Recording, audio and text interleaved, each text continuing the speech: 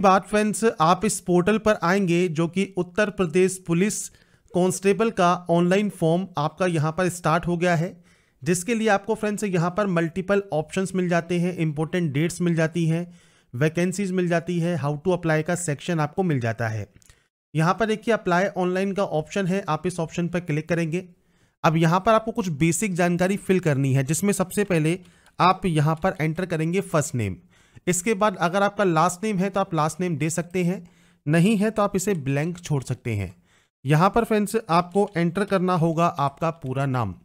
इसके बाद है आपका DOB means date of birth, और ये ध्यान रखिएगा डेट ऑफ बर्थ में अब आपको 3 साल की अपर एज में छूट मिल गई है। तो 18 से 25 साल है मेल कैंडिडेट, 18 से 28 साल है फीमेल कैंडिडेट। इसके लिए फ्रेंड्स जो रिलैक्सेशन का नोटिस है ये फ्रेंड्स इसकी वेबसाइट पर भी जारी कर दिया गया है, तो आप यहाँ पर देखिए जो आपको नोटिस दिया गया है वो आप यहाँ पर चेक कर सकते हैं, और इससे रिलेटेड जानकारी मैंने आपको पहले ही प्रोवाइड की हुई है।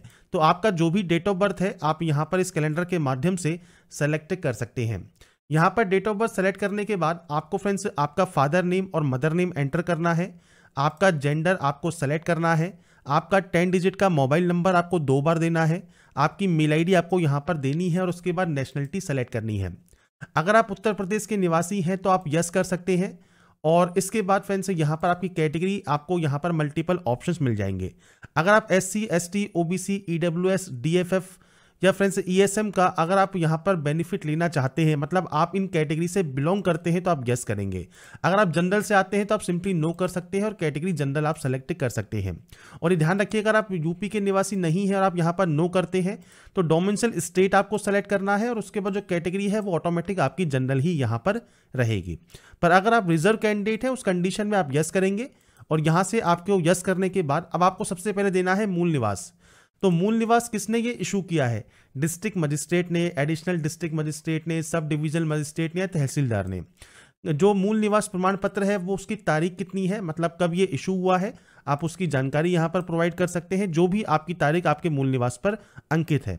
इसके बाद डोमिसाइल सर्टिफिकेट नंबर आपको देना है, और किस जनपद से ये जारी हुआ है वो जानकारी आपको देनी होगी। तो यहाँ पर देखिए जो भी जानकारी है ये सिर्फ मैं सैंपल के तौर पर दे रहा हूँ, आपको आपकी एक्चुअल जानकारी देनी होगी।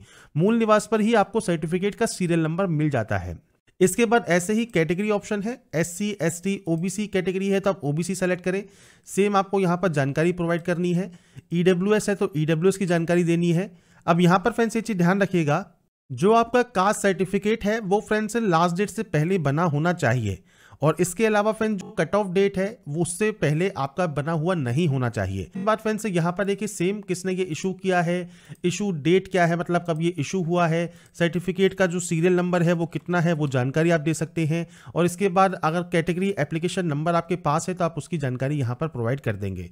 तो ये सारी जानकारी आपको सर्टिफिकेट्स पर मिल जाती है, और जिस पर रेड स्टार लगा मिलेगा वो आपको मैंडेटरी है देना। इसके बाद फ्रेंड्स यहाँ पर देखिए अगर आप डिपेंडेंट हैं फ्रीडम फाइटर के, यूपी गवर्नमेंट एम्प्लॉई हैं, आपने होमगार्ड में न्यूनतम 3 वर्ष की सेवा की है, एक्स सर्विसमैन है, आपके अकॉर्डिंग ऑप्शन को यस या नो आप यहाँ से कर सकते हैं। इसके बाद क्वालिफिकेशन है तो हाई स्कूल मतलब 10th, तो यहाँ पर देखिए आपके बोर्ड का नाम आपको यहाँ पर एंटर करना होगा। इसके बाद month and year of passing, मतलब आपने कब इसको पास किया है आप उसकी जानकारी यहाँ पर प्रोवाइड करेंगे। इसके बाद रिजल्ट आपको पास देना है, आपका रोल नंबर आपको देना है, और इसके बाद फ्रेंड्स आपको आपका सर्टिफिकेट या मार्कशीट नंबर यहाँ पर आपको प्रोवाइड करना होगा। इसके बाद फ्रेंड्स नीचे आपको यहाँ पर सेम जो 10+2 है या आपका इंटरमीडिएट है उसकी जानकारी आपको देनी है। तो आप यहाँ पर आपकी जो मार्कशीट है उसको आप चेक जरूर करें, उसके अकॉर्डिंग ही जानकारी को फिल करें। आपका जो पासिंग डेट है, पासिंग जानकारी है वो आपको देना है, आपका रोल नंबर कितना है वो जानकारी आपको देनी होगी, आपका सर्टिफिकेट नंबर या मार्कशीट सीरियल नंबर जो भी आपका अवेलेबल है वो आप जानकारी दे सकते हैं। इसके अलावा O लेवल से अगर आपने कोई DOCC का कंप्यूटर सर्टिफिकेट है, टेरिटोरियल आर्मी में आपने कोई काम किया है, 2 साल की सर्विस की है, या NCC का 20 सर्टिफिकेट है, आप यस या नो कर सकते हैं। इसके बाद आपका है एड्रेस।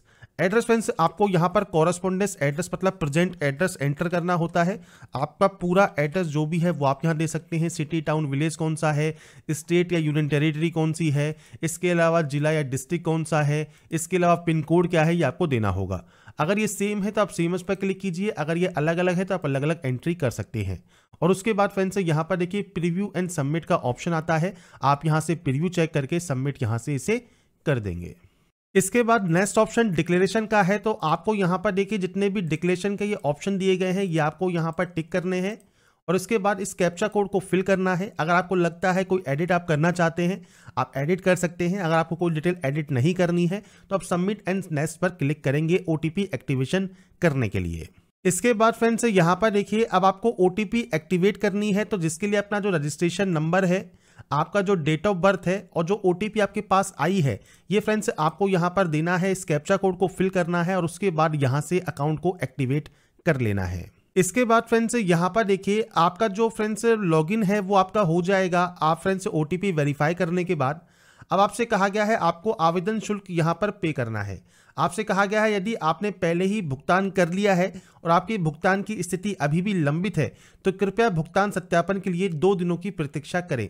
तो अगर आप फ्रेंड्स पेमेंट यहाँ पर कर देते हैं उस कंडीशन में फ्रेंड्स पेमेंट कंप्लीट होने के बाद अगर आपका मान लीजिए पेमेंट यहाँ पर लंबित है, वो वेरीफाई नहीं हुआ है तो आपको कम से कम 2 दिन का वेट करना होगा। उसके बाद ही आप दोबारा से ट्राई करेंगे। इसके लिए आपको पे नाउ का ऑप्शन मिलता है, आप इस पर क्लिक कर देंगे। पे नाउ वाले ऑप्शन पर आने के बाद इंटरनेट बैंकिंग का ऑप्शन आपको मिलता है या UPI का आपको ऑप्शन मिलता है। अभी सिर्फ 2 ही ऑप्शन दिए गए हैं। तो आप नेट बैंकिंग का यूजर अगर आप हैं तो नेट बैंकिंग कर सकते हैं, UPI यूजर है तो UPI सेलेक्ट कर सकते हैं। यहाँ पर आपको बैंक के ऑप्शंस मिल जाते हैं, आपको वो ऑप्शन सेलेक्ट करना है और उसके बाद पे नाउ वाले ऑप्शन पर क्लिक कर देना है। इसके बाद फ्रेंड्स यहाँ पर देखिए आप अपने पोर्टल पर लॉगिन हो जाएंगे जैसे ही आपका पेमेंट वेरीफाई होगा। यहाँ पर देखिए आपको फोटोग्राफ अपलोड करना है 20 से 50 KB में, सिग्नेचर अपलोड करना है 5 से 20 KB में। इसके अलावा फ्रेंड्स आपको यहाँ पर देखिए नीचे आपको आपका जो 10 का सर्टिफिकेट है वो आपको अपलोड करना होगा। आपका 10+2 का सर्टिफिकेट आपको अपलोड करना होगा। इसके अलावा फ्रेंड्स आपका कैटेगरी सर्टिफिकेट और मूल निवास प्रमाण पत्र आपका यहाँ पर अपलोड होगा। अब यहाँ पर आपसे ऊपर कहा गया है डिजी लॉकर के माध्यम से आप प्रमाण पत्र अपलोड करने का लिंक शीघ्र ही उपलब्ध होगा। अभी जो लिंक है वो अपलोड करने का सर्टिफिकेट डिजी लॉकर के माध्यम से यहाँ पर अवेलेबल नहीं है। तो यहाँ पर फ्रेंड्स आप चाहें तो अभी वेट कर सकते हैं डिजी लॉकर के माध्यम से अगर आप प्रमाण पत्र अपलोड करना चाहते हैं तो। बाकी फ्रेंड्स यहाँ पर आप चाहें तो ब्राउज पर क्लिक करके आपकी जो स्कैन फाइल है वो भी आप यहाँ पर अपलोड कर सकते हैं। तो आपको फ्रेंड्स आपके अकॉर्डिंग यहाँ पर ध्यान रखना है कि आप चाहें तो यहाँ पर फ्रेंड्स आपका जो डॉक्यूमेंट्स हैं वो आप चाहे खुद भी अपलोड कर सकते हैं स्कैन करने के बाद, आप चाहें तो डिजी लॉकर के माध्यम से भी कर सकते हैं। दोनों ही ऑप्शन होते हैं पर अभी क्योंकि फॉर्म स्टार्ट हुआ है तो डिजी लॉकर का ऑप्शन आपको यहाँ पर नहीं दिया गया है।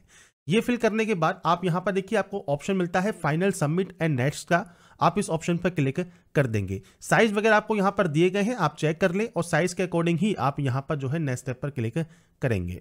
इसके बाद देखिए फ्रेंड्स आपका जो फॉर्म है वो यहाँ पर सबमिट हो गया होगा और सबमिट होने के बाद आपको यहाँ पर प्रिंट एप्लीकेशन का ऑप्शन मिलता है जहां से अपना प्रिंट आउट आप सेव करके अपने पास रख सकते हैं फ्यूचर यूज के लिए, फ्यूचर रेफरेंस के लिए।